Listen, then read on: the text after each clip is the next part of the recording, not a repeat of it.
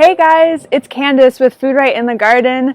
I am a farm to school member that partners with FoodRight. I'm also a master gardener intern, and today we're going to do FoodRight in the Garden pruning techniques for your summer basil and tomatoes.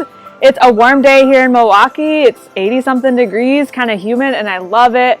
Our backyard garden is kind of filling out. I can see all the plants are reaching up to the sun, and it's a great time to start to think about pruning your basil and tomato. So just to recap is we're growing a Caprese Snack Garden where we planted some, ignore the truck noises, it's urban gardening, what you gonna do? We're growing a Caprese Snack Garden. We planted tomato, basil, and some oregano, and we're gonna use that later on in the season to make some delicious Caprese snacks. So I just wanted to show you some pruning techniques for tomato and basil. We'll get right into it. First, we'll talk about pruning tomatoes. So I've got a dwarf or we have a determinate tomato right here. It is gonna only go to a certain length, a certain height, and it's going to fruit all at once or sort of over just a few weeks versus an indeterminate tomato, which will kind of keep growing and growing and growing. Most tomatoes you buy are indeterminates. They'll get really tall if you let them, like 10 feet tall. They'll kind of bush out and have lots of branches if you don't prune them. Most tomatoes are indeterminate, like I said. We chose a determinate tomato for this tiny planter, and for all determinate and indeterminate tomatoes, you're going to want to prune the bottom leaves that touch the soil and start to look diseased, especially if they start to look diseased. Or you could be proactive and prune the bottom leaves that touch the soil before there's signs of disease, but definitely if there's signs of disease. So this goes for all tomato varieties, like I said, determinate and indeterminate. And I want to show you kind of some examples of diseased leaves that I found on my other tomato plants in the yard, my indeterminate tomato plants that aren't in this video. But just this morning, I went out and looked for leaves that were diseased. These, sure enough, were touching the soil, and you can see the yellow spots on them. That's totally normal. I mean, it's just something that happens because there's bacteria, viruses, fungus that live in the soil. There's nothing you can do about it. And tomatoes start to get diseased when they touch the soil, and they'll eventually die from disease. Tomatoes are short-lived, they're annuals, they'll eventually die from that. But to kind of slow that dying off process and give your plants the best health it can to grow the biggest and healthiest tomato fruits that it can, I do recommend to prune those bottom leaves. I kind of like to prune the bottom 6 inches of my indeterminate tomatoes. But I want to show you, this is, like I said, a determinate tomato. It's a dwarf, small type. You don't want to prune too heavily on these because then you're just taking away opportunities for fruit.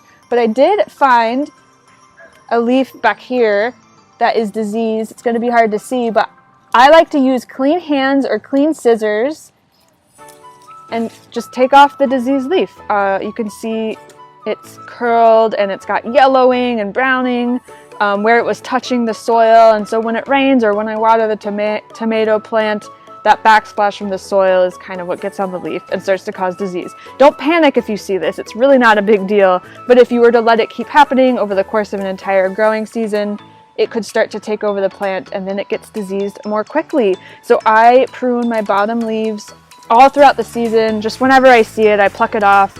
You might want to use clean scissors or clean hands, and I do recommend to not touch a diseased tomato plant and then keep touching the plant all over.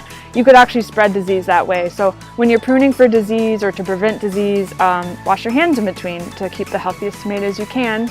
And then one other thought about pruning tomatoes is if you have an indeterminate tomato plant that is getting kind of wild and going all over the place, you might want to consider pruning to promote better airflow.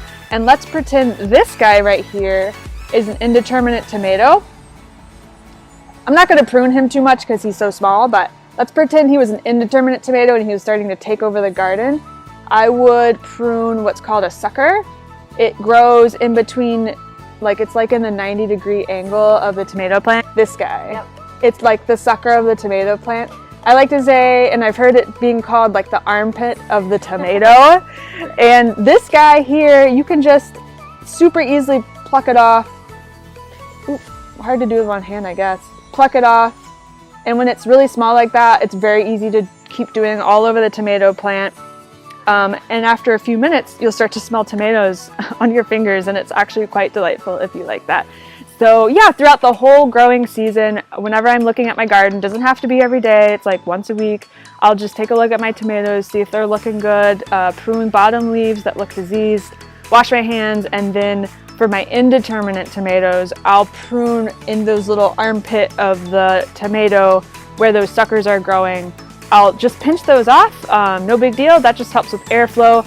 I plant my tomatoes pretty close together because I have a very small urban type garden, so I want to maximize my growing space. So because I plant my tomatoes pretty close together, like less than 12 inches, they're like closer than 12 inches, I do like to prune the suckers off because that will help me have better airflow and less disease potential and longer lived tomatoes. So that's why I prune tomatoes. One thing to note though, tomato leaves are not edible on a tomato plant. Really only the ripened fruit is edible to humans, so I would not recommend to prune a tomato leaf and taste it. It's actually a little bit toxic, so don't do that. Just throw it away in your compost pile, or if it's diseased and you're worried about it, put it in like your yard pickup trash. So that's pretty easy. Next we'll talk about basil, pruning basil and why you're going to do it. Basil leaves are edible, so when you prune your basil, definitely don't throw that away. Eat it on some sandwiches or in a pasta or mixed with some like iced tea or whatever you want, but prune your basil throughout the season for a bushier basil plant. So let me show you here. I've got a couple basil plants here. This guy right here, I've been pruning the last couple weeks. You can see where I took the top off, and it's really just pinching off the top we're doing. And this guy back here, I haven't been pruning it, and you can see it's growing up tall towards the sun. And that's fine, like that basil plant's healthy looking, it's doing fine, but it's not going to bush out into a big bushy tomato area of this planter, which is what we want. We want a big bushy basil so that we can harvest as much leaves for cooking or whatever all summer long.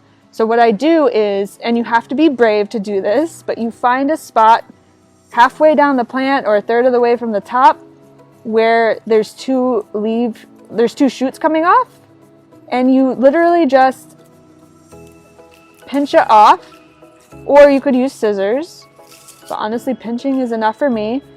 And now you got some basil to eat with lunch, and you've topped off or pinched off the top of your basil plant, and these side shoots will start to get like longer on each side. Really, without getting too technical, you are changing the hormones of the plant, and you're telling the plant, hey, we gotta grow side shoots now because the top was taken off.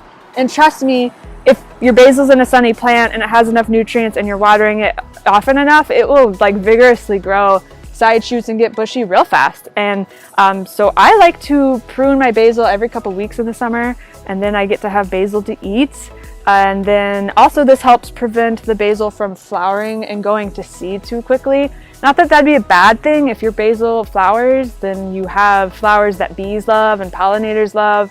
That would be fine. It's just the flavor of the basil changes a little bit when it starts to go to seed, and you'll just overall get less basil to enjoy once it flowers. So pruning or pinching off the top of basil is twofold. Helps it bush out and gives you more basil, and also it helps keep it from going to seed.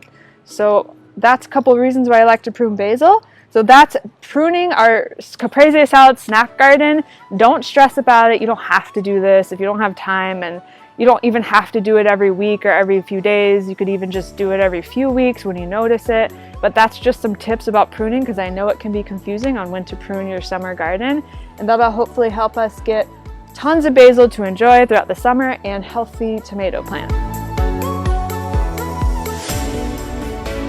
Today, we're just going to talk about the updates for our Caprese Snack Garden and kind of if pruning helped, and I want to show you the basil and how it's been bushing out since last week. And I also want to show you guys the updates of my TP or trellis, my bean trellis.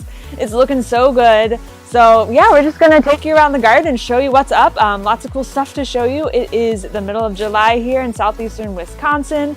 We've been in a bit of a drought, so I've had to do a lot of hand watering. It's been a little challenging with the rabbits and the chipmunks in my backyard this summer, but we have persevered, and we've got some cool things to show you today. So I want to quick first show you, here is the little patio planting that we made for my coworker Mary Kate's apartment. We're gonna take it over to her house soon, but we did this little planting of a dwarf tomato, some basil, and some oregano over here, and she's going to use these ingredients in probably soon in August and throughout August, September, even October until the first frost comes to make lots of yummy summery snacks. The caprese salad is the one that comes to mind with these 3 ingredients. We've got lots of little baby tomatoes here on the dwarf tomato plant. They're not ripening yet. It takes actually quite a while once you see the green tomatoes popping up on your plant for them to finally ripen. A little tip, if you garden in a place like a backyard like I do that has lots of little rodents, squirrels, chipmunks, rabbits, I find that they like to take a bite of a green tomato or even a ripening red tomato, whatever tomato you have. They kind of like to investigate, maybe take a bite or 2, drop it, spit it out. I don't think they like the taste of tomatoes very well, but they will ruin the tomato if you let them. Because you'll just find like tomatoes with bite marks. I lost so many tomatoes last year like that. So what I suggest if you live in a place like that is once you start to see the first blush of a tomato, I don't have any to show you right now, a little bit slow here in my garden, but once you start to see a tomato turn a little bit red or whatever color the tomato is supposed to be, I would pick it and just put it in your house, maybe on a windowsill with the stem side down, maybe with some paper towels underneath or a clean dish towel, and let it ripen indoors. I don't think that affects the flavor that much. I haven't looked that up research-wise, but as long as it starts to blush on the vine, once it starts to blush on the tomato plant and you finish ripening it indoors, A, you get to keep the tomato because it wasn't ruined by a chipmunk, and B, it tastes good still. I think the sugars inside the tomato concentrate that way, and then you get to keep all your harvest. That's what I suggest for that. And Mary Kate, I don't think you'll have squirrels on your balcony, so you probably won't have to worry about that, but here the squirrels are rampant, to be honest. So we have our basil here. They're getting a little crowded out by the tomato leaves. So we could prune this tomato plant back a little bit just to allow more sunlight to get to the basil. I'll let Mary Kate decide that since it's her planting. But I don't know if you can tell, we have the little camera. I want to bring you up close on the basil plant here. We pinched off the top last week and we continue to do that. For 2 reasons. That is to keep the basil from flowering and going to seed and having the flavor be changed, and also to help it bush out. You can kind of tell it's a little bushier than it was just a few weeks ago because I've been pinching off the top of all these little basil plants, and it's filling up more of the pot this way. Instead of it getting tall and just growing up towards the sun, it's bushing out, so that is good to see. We have a few bite marks from insects. That's no big deal, honestly. Urban gardening is not always perfect, and that's totally fine. So the basil's looking good, the dwarf tomato plant is really looking good, and we've got oregano hidden back there. I think it's fine that it's being crowded out by the tomato because we don't need a ton of oregano usually to make this caprese snack. Now let me take you over to the bean trellis. Can you guys see how tall it is and how beautiful it's looking? I'm really happy with it.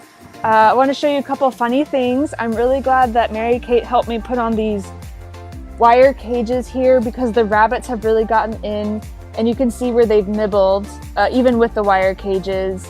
I probably would have gotten beans even earlier than this week if it weren't for the rabbits, but that's okay because I'm starting to see my first beans. So I wanted to take you all on my first bean harvest.